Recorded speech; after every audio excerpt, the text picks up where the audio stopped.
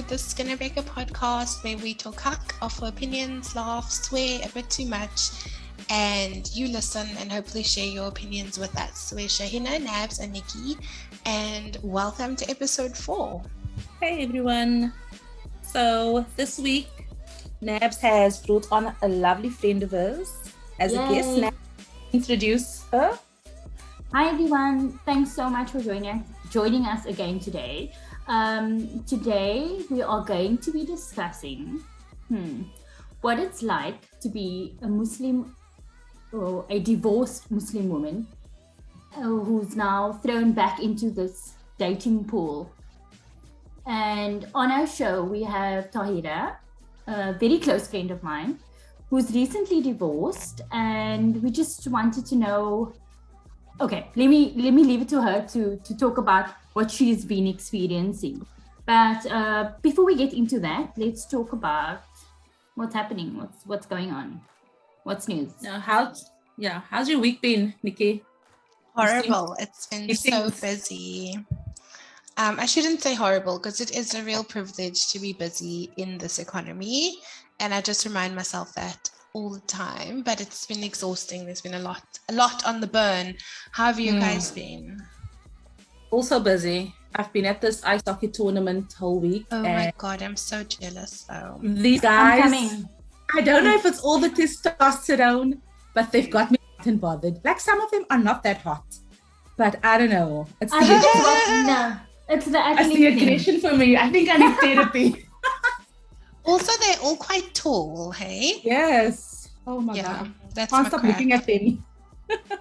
Yeah, you've seen us all their profiles on Insta, so I mean, I've been there, been looking. I'm planning on coming tonight because you said South Africa's playing, right? South Africa's playing, and Thailand's got some really nice looking guys. Okay, wonderful. Tahira, are you there? I'm here. Hi everybody. Hi. How's your week going? Good. I was hoping you guys would let me in now because the ice hockey situation has piqued my interest. I need to see those profiles with you. These guys are bumping and slamming into each other. It's a bit homoerotic, maybe. I don't know. I mean, it's okay. It's okay. Okay. My week's been good. It's been good. I've had such an exhausting week, guys. Why? I'm feeling a little bit resentful for being a fucking glorified Uber driver. And it's a lot, man. It really got to me this week. And I'm happy for the long weekend so that I can get a break and just regroup, and feel like, okay, cool. Plus, the fuel is so dear. It's not even a joke. It's so horrible. I honestly don't know how we're supposed to live. And also, like, electricity's gone up, petrol's gone up. I saw someone tweet, everything's expensive and nothing works. And I couldn't sum it up better. Absolutely agree, 100,000%. It's just a little bit too much now. But I did read that the government is now pushing for stay at home, work from home, remote work vibes, which I'm all about. So, maybe that's the silver lining, if you... working from home for the past 2 years, I think that is a better way to work. The way things are going with the economy, just as you guys were saying, it's so expensive to just drive to anywhere. The cost of fuel, the cost of bread. So perhaps this is the new dispensation that we should all be getting into. Absolutely. I agree. Okay, I mean, I feel like we can go on forever about how expensive things are and, just the state of the world. But today, I really want to focus on a Muslim woman, a divorced Muslim woman, which is already such taboo. And like for us in being... in our late 30s now, I can't believe that we're in our late 30s, my God. And what it is to be part of a dating world again, prior to marriage, being married for a very long time, and then finding yourself here in this nest. So, hornet's nest. Yeah. And I think between Shaina, Tahira, and myself, and Nikki's the undercover Muslim, so I feel like she's also going to come into this. So what has your experience been versus what you thought it was going to be? And where are you now? Where are you at? Okay. So I got divorced almost a year ago, last year, May. And I'd been in that relationship for 18 years. And so to come, That's a whole adult. That's my whole adult life. That's my whole 20s, most of my 30s. And so to come out of a marriage and now I need to go back into the dating world. And the last time I dated was 19, was like the things are not this, nothing is the same. And I, it felt like going into the wilderness. Like, how do you date now? When dating seemed so easy back then, you just met people naturally. You were at campus. Things just felt easier. And so now at 38, like, how do I go about this now? Plus, we were in COVID, so there wasn't really any social gatherings. And word on the street was dating apps. Yeah. Oh, and you all know what a mess that is. It is a total mess. So it really, I'm still to this day, I'm not sure how to go about it. I still feel, unstable, like I'm walking with two left feet in this dating world. It just, nothing makes sense to me, and I don't really know how to navigate it. Same, girl, same. I'm Same. I still don't know how to navigate this shit. Tahira, you said that you've been divorced for just over a year now. No, not even, right? In May I'll be divorced. I have been divorced for what? I think 7, maybe 8 years. 8 years, yeah. No, and that's equivalent to the time that I was married. Oh, gosh. It's, if you're asking for answers, we don't have them. I don't know, because every experience seems to just make it even worse. I'm sorry. Yeah. Yes. Yes. And I used to have this list of, okay, I would never date someone who, and then there would be this list. But time has passed, I've been scratching off in order to make it more. The standards have been lowered. But but that's a problem, right? I don't want to compromise, but I also don't want to be unrealistic. So where do you find the middle ground? And that's exactly it. So I don't see it as standards that have been lowered, but rather being more realistic. So I'll give you an example. So I thought it would not make sense for me to enter into any sort of romantic situation with a non-Muslim man. And the reason for that, my reasons for that are vast. There's a lot of things happening in my head to make that, to feel that makes sense. But as the time has passed, I feel like, you know what? Let's start with, are you a fucking decent human being? If I look back at my journey of where I was, I mean, for me, it's now 10 years. So that's a long time. And I haven't had anyone, because yes, in the beginning, like you said, I had this long list of, he needs to tick all these boxes. And obviously that list has been decimated and shrunken. Annihilated. And I had to compromise. I mean, I don't have a thing of it needs to be a Muslim guy. Yeah. And in fact, if I'm completely honest, I don't even need to get married. Yeah. That's where I am. If I live with someone, you're happy. Honestly, that'll work for me. That's my own personal place where I'm at in life. But where I don't know where to meet these men. And I find in our age group, I mean, we're all in our late 30s, right? Right. I'm 28. Yeah, so the men in our age group. Yeah. We are the same age. We are the same age. So the men, specifically Muslim men in our age, I feel that they've still got very old school thinking, very traditional Old school thinking. gedagtes. Old school gedagtes. That's not a vibe for me. Like, we are evolved. How about? But this is where the stigma comes from, though, right? The stigma and the shame. Like, I don't feel ashamed of the fact that I'm divorced. I feel like I made the right choice for myself and my kids. Yeah. But people don't ask, right? No. Family members don't ask, how are you doing? How you know, are things post divorce? Yeah. And so, like, are you supposed to be ashamed? Are you supposed to be hiding under a rock because you never made this thing work?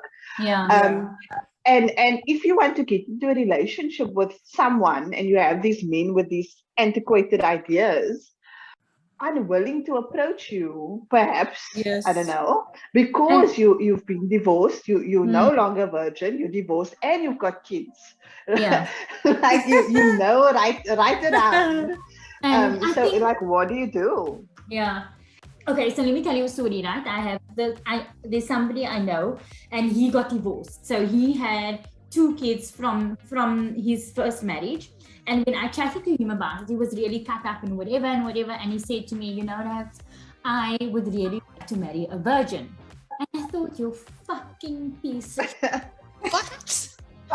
Yes, they say this stuff, Nikki. But that was one of the questions that I was actually going to ask. It's like you're saying that men our age have antiquated ideas about what relationship means, but I don't feel like men our age want to date women their own age. No, they don't. That's the thing, Nikki. Like for us, men our age want to date 20-year-olds because that's the younger. And people that want to date us are 20 years our senior. I'm not. Like 15 years your junior. That's the other side of it. I don't mind being a cougar. I don't mind. I wouldn't mind it. But I don't know if I'm going to be comfortable with a guy that's in his pension. No, I'm not going to be comfortable. No, I'm not. Not in his pension, Tahira. Come on. I mean, it's so interesting that you mentioned that, Nabs. Okay, guys, my past is very. I did a lot of shit. I feel like China is like. I had many hookup times, right? Okay, I'm a massive hoe, proudly. I feel no shame for saying that. Own it. I was hooking up with this guy, and it was a younger guy, and I was having fun, he was having fun. But then I found out he had a girlfriend. Okay. And he needed to and obviously after I found out he had a girlfriend, I broke it off because I'm like, I want to have fun, but I don't want to the expense going on there. Yes. But he told me that his girlfriend is a virgin and he wants to keep her pure for himself. Oh my God. I was so nauseated. I'm like, okay, then this isn't, if that's how where your mind is, that you're keeping your girlfriend pure for when she becomes a wife, then I don't want to know what you're thinking about me. And it's exactly the same with maybe men, the way they view divorced women. So they are okay to hook up with you and be, but they're not willing to take on the responsibility of to be married to you, you know? You and I had this discussion, and I mean, if I'm clear about what I want here, then I can respect that. If this is what I want and we talk about it and we're both okay with it, then we are 2 consenting adults and there's nothing, this is what it is. But when you are with someone and you have this idea that, okay, this is what it is, and he's totally not there, then that's not okay, right? Dating back then versus dating now, sure. The way conversations and the way important things get misconstrued to be, it's totally misinterpreted because there's no fucking tone, you know, there's no tone, and always thinking, oh, this is this and this is that. So are you ever really on the same fucking page? the thing that I found refreshing between dating now and dating back then is the upfrontness of it. Is that the word? the way that people are like the way that people are open and honest about what they want. That I found refreshing. That I can say, this is what I want. This is where I'm at. Are you okay with it? If you're not okay with it, cool. I'm out. You know. That for me is like adult relationships, that you should have the time and the space to be honest about what you want, what your expectations are. But the risk is, of course, that people are perhaps not honest with that. And you can't, as you say, Nabila, because of the technological platforms that we find ourselves on, how do you assess the authenticity of somebody or the honesty of somebody on a chat? For me, you can't. It's not possible. You know, it's a difficult thing to navigate. Yeah, I mean, I agree, 100,000%. I agree. It's so difficult to know exactly what the vibe is, and even I've been in instances where I'm like, okay, cool, this is this is how I'm feeling, blah blah blah, blah. And then I don't think that a lot of men can handle the directness of that. So I don't know if I water it down a little bit and then get myself into cup, because I didn't say exactly what I wanted to say because I wasn't sure where he was at, and all of that bullshit comes to play as well, you know. So I don't know. I just really wish I could be walking down the street and then see somebody I like, and then because I don't. I was the series. Yeah, I was joking yesterday. I said I don't want to go out to meet and find someone. I want some guy to knock on my door looking for some random address and stop here by accident, and then we have a meet cute. Like a 90s love story. Ryan movie. Organizing the my meet cute must happen on my doorstep. But what I wanted to say about the tech being in a technological world now, if I started dating probably in the late 90s. And obviously back then you met people organically at a wedding, at the khadak. Right. That's how we met people. And then obviously you could immediately use body language and tone. You could use those things to gauge and assess your eyes. You could use your eyes. And who this person is connected to, who their family is. Okay, he's a friend of this one. Oh, he's this one's cousin. So they were we knew each other. Yeah. Phone me on my landline. Phone me. There's none of that. So for me, I would say if you're chatting to someone, whether it's Tinder, doesn't matter if it's WhatsApp you're on, I think get to a first date as soon as possible. And don't waste your time chatting for a month. Get to the date after the first week. See if there's a vibe. If not, move on, honestly. Guys, not waste time. You know, honestly, for me, when I was on Tinder, I had no intention of meeting anybody. I was using it as like a confidence boost, you know, just talking and whatever. But because I'm so fucking scared. I'm so scared. Eventually, I wasn't so scared anymore. And I went on a couple of dates, and that's the best advice, really. Just to go and see, because I'm such a big believer in your body responds to people, to places, and right. So this one guy, for instance, I got into his car and I was like, yeah, no. And then immediately, you know, and we're still friends, which is great. But just getting to that point is also a little bit tough. It's daunting. I mean, you guys have a lot more experience. You guys are longer divorced than I am. It's daunting, and you experts. So we don't want to be experts. We don't want to be experts at this. So, like initially, I did go on a couple of dates. And but it was overwhelming. Like how soon? like obviously after your divorce, I'm not gonna lie, after my divorce, it took a long time before I even It took me knew. cat long. Look here, Yeah. it wasn't. I have to be honest, it wasn't for purposes of a relationship. It Yeah. was because of the space that I was in. It's like Nabila says, it was a confidence booster. I needed to for myself. Yeah. Yes.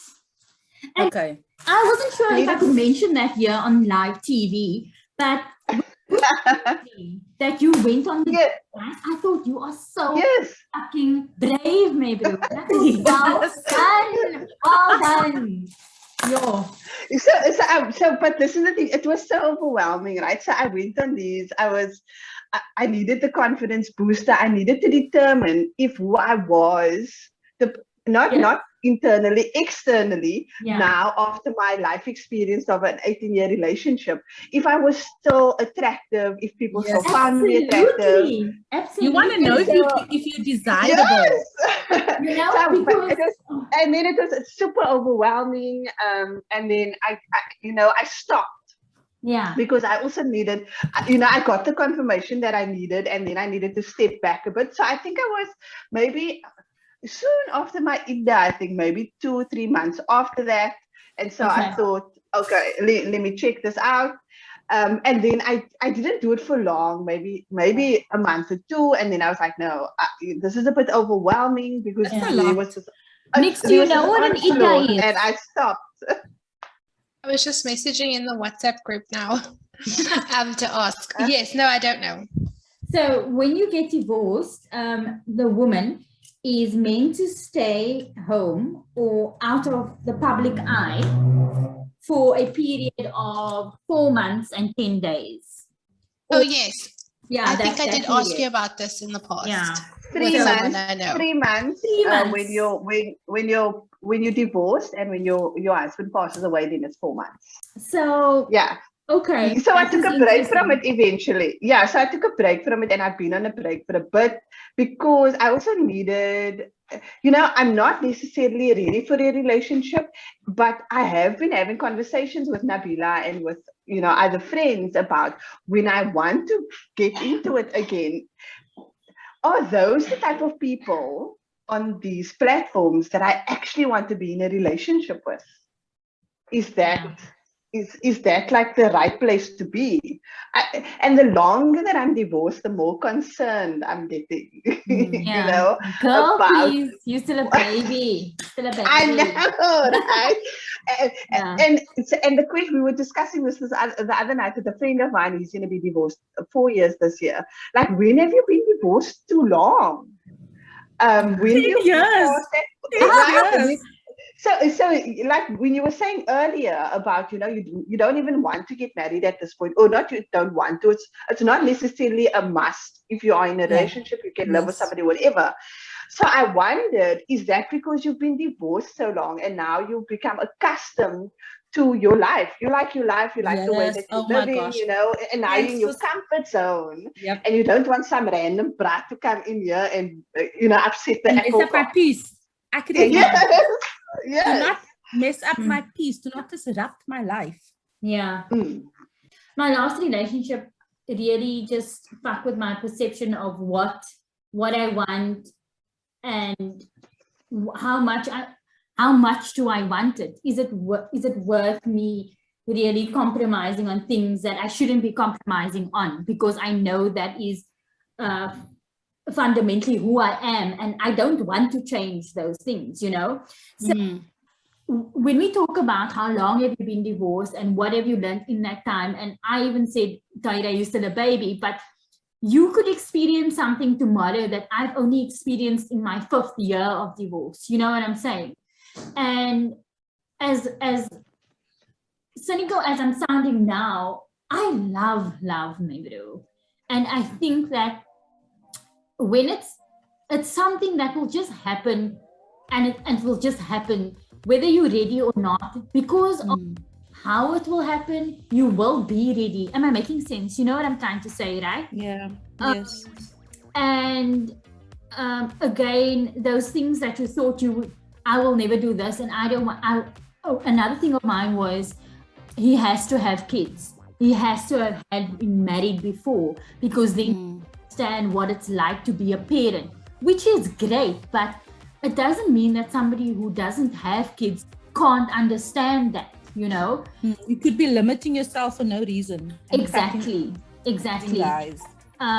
But at this point, I really don't feel open to being in a relationship, and that's a hard pull for me because I've never said that before, but right now I just feel I'm okay, I'm cool.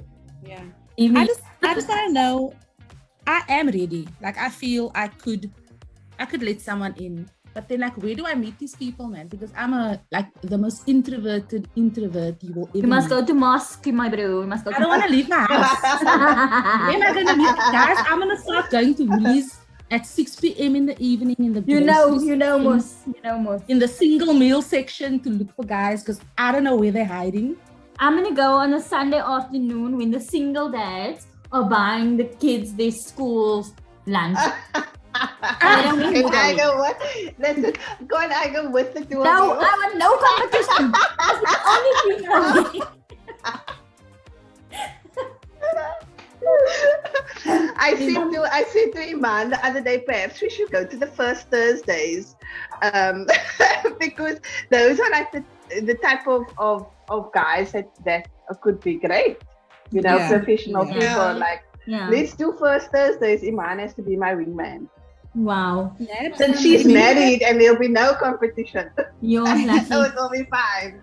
Perhaps remember that thing we went to? Vom. A speed dating vibe. Oh my God. It was the most horrible thing ever. I've actually been to two, right? I've been to two. So let me just paint a picture. I think the intention was great because these two different organizations tried to do a speed dating experience for Muslim, mid-Muslim, and they did it in different age groups, which I appreciated, so that was cool. So what they did was, the first one, and that's the one you were with me at, yes, was disgusting. Yeah, that was gross. A sheep. Why was it disgusting? Because the participants were gross, or because no, the I whole would never say setup that was about terrible? People. It was. No, I don't mean like in terms of the way that they look, but the way that they were. Their behavior. Like, no, yes. We didn't even stick around for more than 5 minutes. There were a lot of old people, Nabila. Like, and when I say old, I mean old.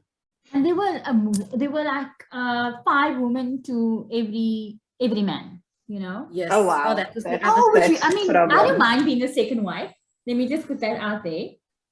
Me too. I don't mind. You know, but in that instance, I wonder if there were married men there, Shaina. Oh. And there was a okay. I don't want to be ageist, but like some of the men that were there, they had on like salad tops and long beards and fez, and that's not something I wouldn't want to be with someone that dresses like that on a date. Like, that's not for me. I want to just like circle back to what you were saying about being a second wife. I feel like that's such a conversation it's so shrouded from the rest of society in a way, because it is a step outside of the norm. So can you maybe talk a bit about that? Like, what is the process? How do you decide? How does it work? What is, like, if you had to come in as a second wife, what would that mean for you and for your kids, because you would be coming in with children? Yeah. We were discussing it the other day, Nabila and I, about the prospects of becoming second wives. For me, my personal opinion on it is, the reason I would do that is because I don't necessarily want to be a full-time wife. Same. Like, you know, I'm sold already. The part-time wife is like appealing to me, but the problem is, unfortunately, that the way that men, or the way that it happens, causes trust issues. The proper way, to my mind, where I would feel comfortable is if somebody wants to make me a second wife, that they would tell their wife that they are interested in me, and so that it's an open conversation about it, and then, you know, come and discuss it with me and then get married. I'm not going to date the married man. That's just not going to be my position ever. But the minute things are done, you know, in that cloak and dagger vibe, then how am I going to convince her that I haven't had an affair with her husband? How is she going to trust me? How are we going to, because essentially the three of us now are a family, and there will be kids involved. So how are we as a unit going to move forward and build a life together if there isn't trust from the get-go? This is for me problematic, because our lives are going to now be, you know, intertwined with each other. And I don't want her to be looking at me like, you were having an affair with my husband and now you're his second wife. Even if that's not the case. So for me, I'd rather have it that the wife is on board, that she's aware of it, so that trust issues can be eliminated from the start already. How do you avoid that? Because first, that was going to be my question too. Like, Yeah. how do you actually get ahead of that? because where are you meeting this man? Where are you meeting? Did you go to mosque and then he's all with him and then he's asking you to? Did you always know that he was married? And then how did you So- get so to the this is point the where you thing, right? discuss whether he's like wanting a second wife, whether that's the direction that his relationship is heading in? So what I've heard, so I have a friend whose uncle got married to a second wife. And the way that he did it was he saw somebody that he was interested in, and he went home and he told his wife he saw somebody that he's attracted to and he would like to make this person his second wife. They then, as a unit, approached this woman and went to go this. So that is the right way. And, you know, he bought this property with it, what do you call those things with the house? So attached to each other, semi, semis, right? Yeah. And so he put his one wife on the one side and the other wife on the other side, and they built their lives together and they were married for decades. Because that was the right way, that you saw somebody that he was attracted to and he went home and he discussed it with his wife. And so, but we don't do it this way, man. Yeah, like you said, that's how it should be, but That's how it should be. That's not how it 100% is. not how it is. Look, so I you are wonder- maybe slipping into my, what do you call it, Nabila? Sliding into the Sliding DMs. What do you call it? Sliding into the DMs. Yeah, that's Right. the way it happens now. Yes. Let's not lie. Let's not lie, because and that's what I was thinking. Your uncle didn't have access. Okay, he's a great man, this man. Okay, well done to you, sir. And your wife, you know. But okay, so ideally there would have been a conversation between the husband and the first wife, and now they are out on the prowl for a second wife. You know what I'm saying? For a sister wife. Yes. Yes. But then also, Come out on the prowl. That sounds so like. yeah. But that's exactly what it is. Yeah, and the question now for me is, how do we decide whether we actually want to, okay, now you smack me, but how do we date to determine whether we are a good match or not? Is that allowed? If your wife about it, is that okay? Because then you actually have a girlfriend that you're checking out and you're not sure if you want to marry her or not, but you will know. I don't know, man. It's tricky. It's tricky thing to do. I don't know, guys. I don't know what's the answer. I'm gonna Because tell you guys, realistically, that's not how it happens. Nothing happens the way that it's supposed to happen, and that's why we're having problems now with how to navigate the situation, because it's not happening, especially for Muslim women. It's not happening like it's supposed to. How it's supposed to happen is the three of us are divorced women. There are supposed to be men that are approaching us to marry us. That is how it's supposed to be. That the second wives are supposed to be widows and divorcees. The Muslim men in our communities are supposed to come and take care of us, but they're not doing that. Being a wife is not an option for me. I don't want it.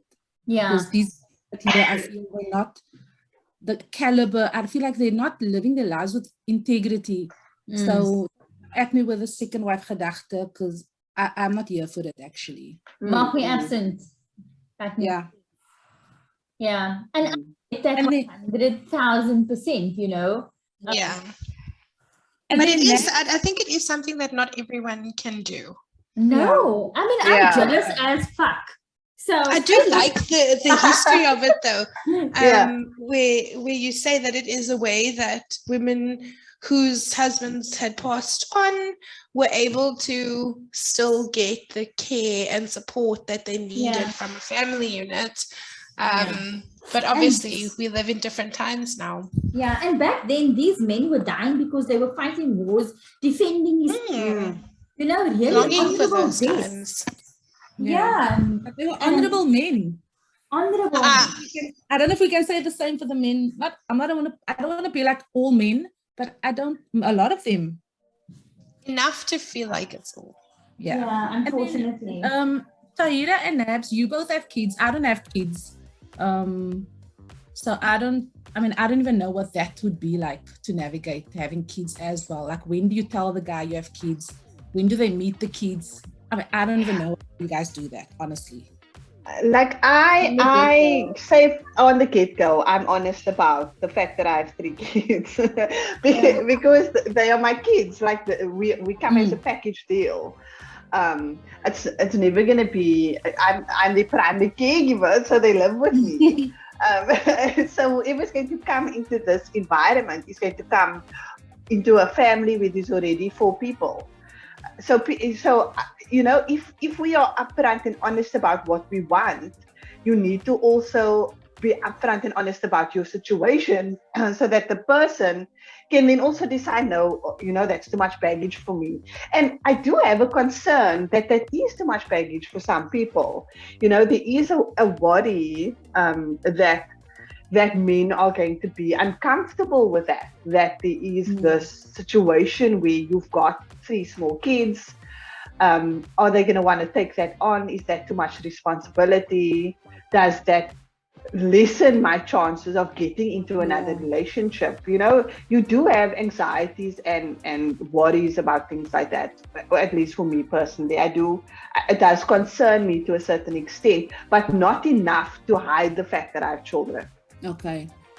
And I mean, hiding it being upfront from the beginning, I think if we expecting honesty, transparency, and integrity, then we need to act in right. And I've never been with someone who had a problem with my kids, you know, and I never want to be with someone, or I wouldn't pursue anything with someone who I felt were against me being a mother, because it's such a big part of who I am, really. And I think it comes through all the time, although people at work can't believe I have kids. Anyway. So, yeah, but again, like Tahira said, Shanes, in the beginning, right, it was really, you know, that phase I went through where I needed, my confidence needed to be boosted. Am I still rich? Am I somebody, you know, am I appealing to somebody? Is anybody gonna, because I walked out of my marriage thinking I was worthless, that I was unloved. Yes. You know?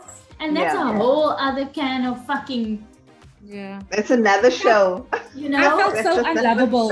I just felt, I felt like I'm just not worth loving. Like nothing about me. Yeah, no. And nobody would love me. And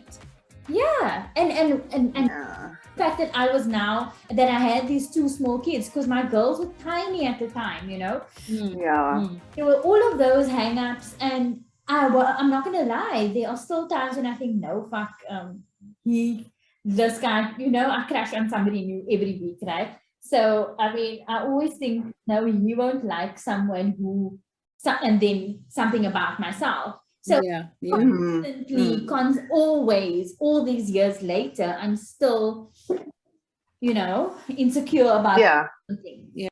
Okay. Now I was going to say, like, I feel like because of that relationship has 100% impacted how I choose to, or rather, my list of things that I want out of my next relationship. Yeah. And I think it can, you know, it can weigh it down to such an extent that I myself cut cut myself off from things because I felt used in that relationship. I felt like I was a trophy wife. And so now the next relationship that I want to get into, I don't want somebody that doesn't have perhaps the same social status as I am. I don't know if that sounds, little whatever, but I'm concerned about things like that. Like we should have similar interests. We should be able to talk about things, current events. I should be able to tell you about my work, and you should be able to support me and understand me, because that's not what I had in my marriage. That's not what I had in my relationship. And so when you look at dating, or who the next person is that you're going to date or perhaps marry, I always have this at the back of my mind. Are you going to be the man that I need you to be? Because I didn't have that before. Yeah. I have, guys, we're gonna wrap up now, and maybe we need a follow-up episode. For me, the dating pool, if you have a checklist of things and you need to this and you need to that, it really is a lot like, those heated pools at Houdini, like a cesspool. That's what you make it. Oh, God. It's shallow and full of shit. It looks amazing. It feels amazing in the moment. Yeah. When you get home. But in reality. You in the cuck, literally. You because you picked up all the germs.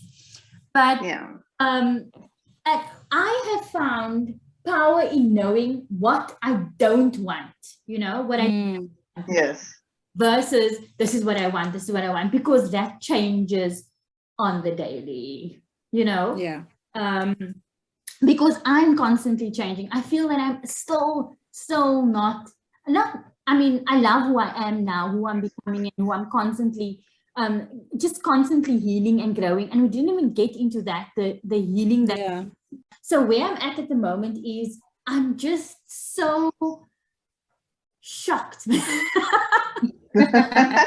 a little bit dumbfounded. So I feel like I'm just sitting here with my shoulders drooped, thinking the actual, but I haven't lost all hope. I'm still hopeful, but I'm really just not putting myself out there because I don't know how to. Let's just leave it at that. Yeah. I think we spoke about our insecurities and feeling worthless and wanting to feel desirable. But when things changed for me was when I stopped wanting all this external validation. I stopped, how am I going to be desirable for men, fun for men, be that chill chick for men? I just stopped all the for men part. I just removed. And I'm like, what do I need? What do I need to be better? What do I need to be an amazing person to myself first? And then if someone comes along, we can all share in that. Yeah. And add value. Add value to my life. Like I always tell people, I am not for everyone, and that's okay.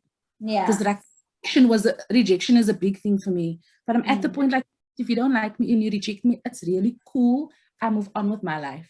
It doesn't even faze me. Yeah. Because I have the same rights. I can also be like, you're not for me either. I'm walking away. Sure. This isn't what I want. So I would say my confidence has improved immeasurably in that sense. I also didn't give up hope, but I don't know where to go from here. I honestly don't know where to go. Yeah. I'm going to make dua for Amal. Let me just... I'm just going to follow the two of you, okay? Because I don't know either. No, my only advice to you, Tyra, is don't do anything I've done. Just dala whatever you must. Have thin lips, don't dala. Okay. Noted, no thin lips. Got it. No, I'm still waiting for my meet cute that Nikki's going to organize in Weinberg. So, yeah, I'm going to be okay. I don't know what the rest of y'all. But we'll be at the ice hockey tonight to watch. Oh, yes, of course. China, we'll be there, girl. We're going to find us a hockey player. Okay. In closing, I just want to give a shout out to Nicole Vinesh from Mpumalanga. She sent us such an amazing email, and it meant so much to us. I think we were all having a cocky day and we got this email and we were like, yay! So thank you so much, Nicole, for taking the time to write. Firstly, to listen and then to write to us. We really, really appreciate it. Yay. Okay, now we can close. Yeah, so just to wrap up, we really appreciate the emails. So please keep it coming. If you have questions or comments or concerns, we really want to know your thoughts on this particular episode. You can email us at theskinnerbeckerpodcast@gmail.com. And don't forget to follow and rate us on Spotify or Apple Podcasts, and check in with us on Instagram or Facebook to stay up to date with news and what. We really want to hear from you. Don't be shy. Like, honestly, we just like the rest of y'all.